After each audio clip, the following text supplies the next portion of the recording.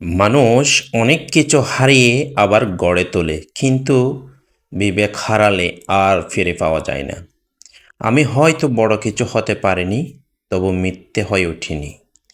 কোনো অন্যায়ের পাশে দাঁড়াতে পারিনি বলে অনেক সময় একা থেকেছি, তবু নিজের চোখে নিজেকে অপমান করিনি।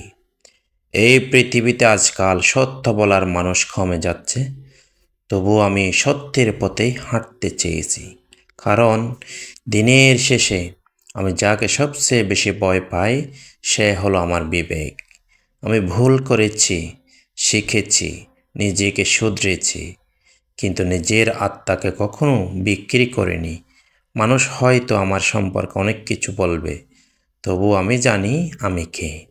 আমার বিবেক আমার কাছে অনেক দামি, কারণ বাকিরা চলে যেতে পারে, কিন্তু আমার বিবেক রয়ে যাবে আজীবন পর্যন্ত। যাদের কথাগুলো ভালো লাগবে, ভিডিওটি শেয়ার করে দিবেন। ধন্যবাদ।